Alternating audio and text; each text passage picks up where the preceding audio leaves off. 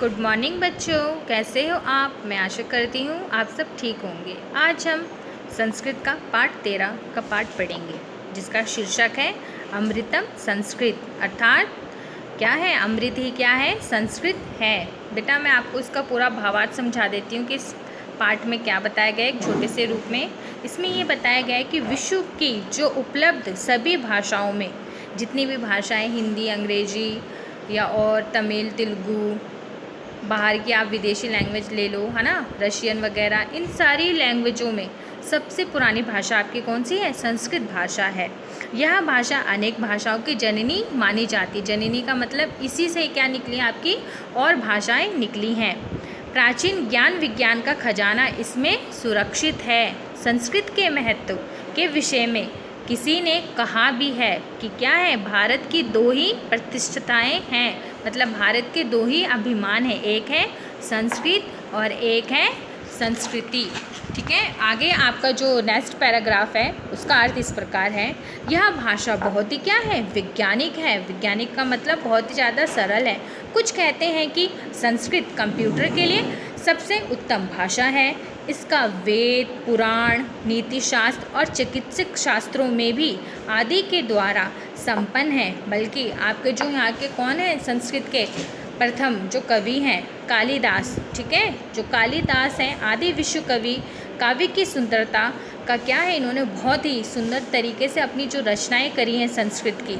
और कौटिल्य के द्वारा रचित अर्थशास्त्र संसार में तो प्रसिद्ध है। गणित शास्त्र में शून्य का प्रतिपादन सबसे पहले आर्यभट्ट ने किया है।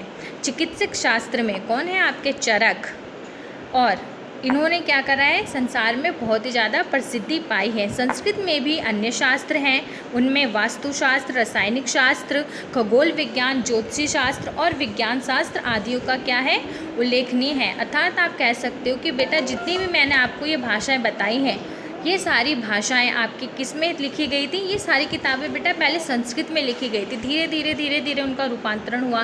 किसी ने फिर इंग्लिश में लिखा, किसी ने और तमिल में लिखा, गुजराती में लिखा, मराठी में लिखा, फिर धीरे धीरे क्या आया, फिर किसी ने हिंदी में लिखा। तो ये सारी जितनी भी किताबों की रचना की गई थी पहले बेटा इस संस्कृत में लिखी गई है, फिर ये किस में आई है, फिर इनको हमने हिंदी में किया है।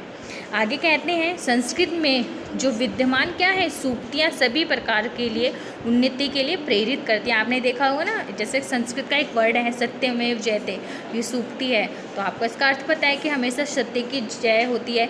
तो जो ऐसी जो सूक्तियाँ भी दी गई हैं वो भी हमारे लिए क्या होती है, बहुत ही इम्पोर्टेंट होती है, जो हमारे जीवन में किसका काम करती है, हमें प्रेरित करने के लिए करती हैं। और आगे भी लिखा है सारा परिवार क्या है, विश्व के समान है। आपने एक संस्कृत का एक कोटेशन सुनी होगी, वासुदेवा कुटुंबके, है ना। तो इसका मतलब क्या, सारा संसार है क्या है, हमारा परिवार है ना। और आगे भी बहुत सारी ऐसी छोटी छोटी जो बातें इसमें बताई गई हैं। तथा किसी ने ये तक भी कह दिया है कि जो संस्कृत है, वो जो संस्कृत की जो भाषा है वो क्या है, रसपूर्ण और सरल है। यह सभी भाषाओं को महान बनाती हैं और तथा ज्ञान और विज्ञान की पोषक है। तथा कुछ लोग बेटा ये भी कहते हैं कि जो संस्कृत भाषा है वो केवल धार्मिक साहित्य है, मतलब धार्मिक जो हमारी रचनाएं लिखी गई है, वेद, पुराण, रचना शास्त्र, ये जितने लिखे गए हैं वो सब हमारी क्या है, धार्मिक साहित्य है। लेकिन ये जो धारणा है, जो अवधारणा जो लोगों ने बनाई है वो क्या है बेटा, ठीक नहीं है। संस्कृत के ग्रंथों में मनुष्य के जीवन के अनेक प्रकार के विषय भरे पड़े हैं।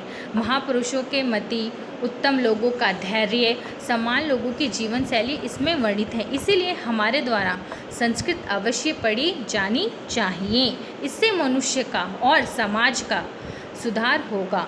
ठीक है, तो हमने क्या पढ़ा, हमने ये पढ़ा इस चैप्टर में जो संस्कृत है उसकी क्या है, वो हमारे जीवन में क्या महत्व रखती है, संस्कृत कैसे बनी है, कैसे सभी भाषाओं की जननी बनी, संस्कृत पढ़ना क्यों ज़रूरी है, यह सब आपको इस पाठ में बताया गया है। मैं आशा करती हूँ कि आप सब इस पाठ का भावार्थ समझ सके होंगे। धन्यवाद।